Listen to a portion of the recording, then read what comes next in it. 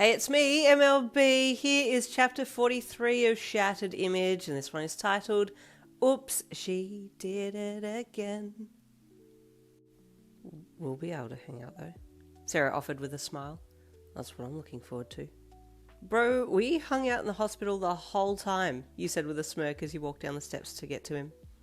Yeah, but we'll be free to move around this time. He said, I want to sit with you at lunch, and I can't fit behind the vending machine. So, can we sit on the roof or something? Yeah, I guess, you shrugged, falling in step with him. Then you stopped dead in your tracks. What is it? He asked when he saw that you'd stopped and looked back at the house. Crap. I forgot to bring the folder about my quirk. I wanted to ask Aizawa some stuff, if I got a chance. You mumbled. I'll get it, Sero said, dropping his bag off his shoulders. What? You asked with surprise. Is it on your bed? He asked, rolling his school jumper sleeves up and walking over to the fence. Yeah? You replied curiously. I'll get it then. Your window's still open, right? I didn't hear you lock it when I left last night, he said, reaching his right arm up and flexing his elbow to shoot the tape at the side of the house, next to your window. Bro, what? You said with surprise, feeling a little flustered at just how much he was observing about you. You watched as he effortlessly pulled himself up onto your roof and crouched down at your window, and then slid it open.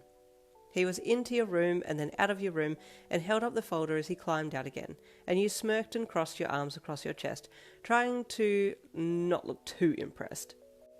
You watched him close your window again and then walk to the edge of the roof and jump down onto the fence, balancing on it perfectly like some kind of parkour king, and then did a forward flip and landed in a hero pose. Show off, you snorted, actually impressed with his moves. I've been practicing them, he said proudly as he stood up and handed the folder to you. I want to impress you.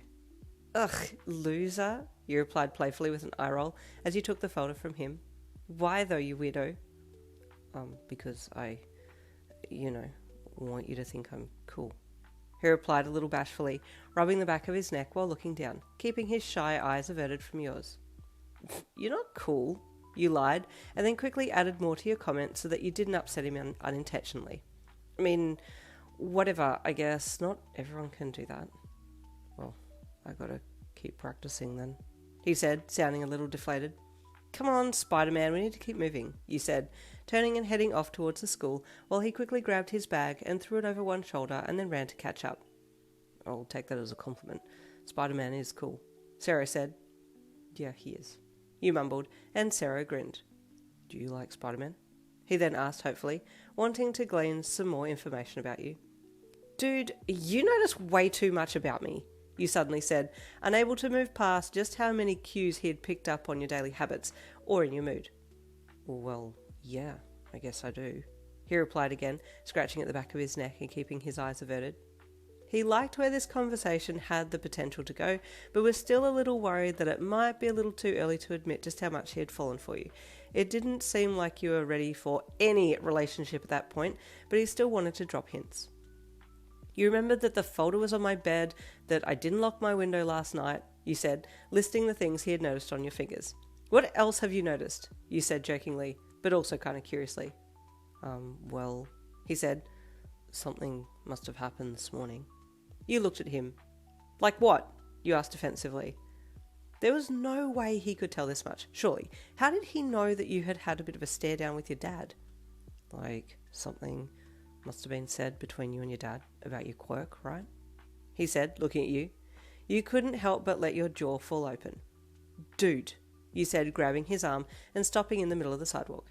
Nah, no way. There is no way that you're just picking this up. How the hell did you know? I need to know how you know, you said. Am I right? He asked with a bright grin on his face. Bro, I legit had a stare down with my dad this morning and kind of made things awkward between him and Mum just before I left, but I did that on purpose, you admitted. I want Mum to know what's going on, if she doesn't already know. I'm pretty sure she doesn't know anything about Dad's past, just judging by how she's reacted to my quirk in the past. Either that or she's just always positive. But anyway, you need to tell me how you picked up on that. Sero chuckled. Well, I kind of cheated, he admitted sheepishly. I heard something when I went into your room. Why, what did you hear? You asked, taking a small step forwards to continue the walk to school, but still keeping close to him as you walked. I heard your mum crying a little, and your dad say that he was sorry that he hadn't told her any of this. Sero admitted. You looked at him and then down at the sidewalk and kept silent. Your mum asked if you knew about this, and he said that he had told you a little about it last night before. Sero added. You nodded. You hummed. I'm sorry. I didn't mean to eavesdrop, he said apologetically. You shook your head. Nah, bro, you're like a brother to me. Honestly, no joke. And I don't say this lightly, but there's nothing I wouldn't tell you, you said, giving him a soft look, which was rare for you, but it just felt right. Sero had always been honest with you and told you what was on his mind or called you out on stuff, so it just felt right to say this, but when you expected him to smile at you in return for your declaration of him being considered close enough to be a brother, you saw sadness in his eyes and his shoulders dropped slightly. He didn't say anything and you just looked back down and kept silent too.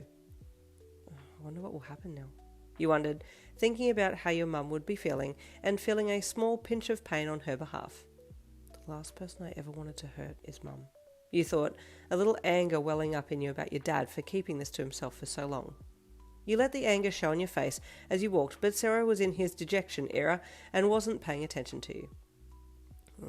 Again with the brother thing, he thought sadly. Maybe this is just all in my head and I shouldn't pursue this. I like being around her and I don't want to push her away, but I also don't want to miss an opportunity to be a boyfriend. This is just a sucky situation, he thought, glancing up as the school gates loomed ahead.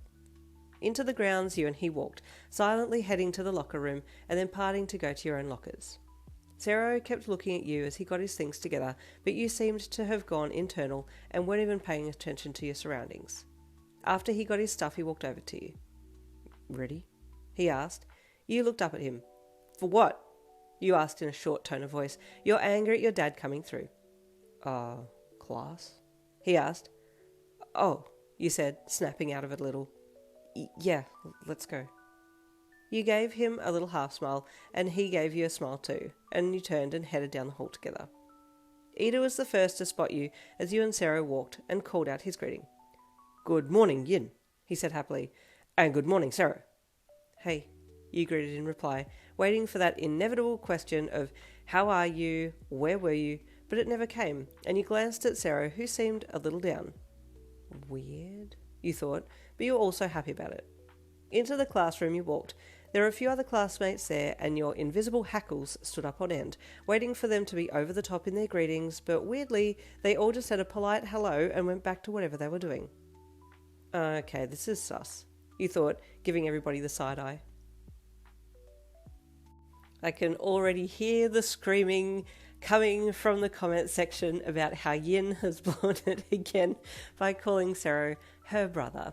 You're welcome. No, I'm kidding. It'll all sort itself out. Just take a deep breath. Just breathe. I know it's frustrating, but that's a hallmark of my work. Frustration, cliffhangers, cringe-worthy content. It's all me. You just have to accept that. Stay tuned for the next chapter coming tomorrow. I'll see you then.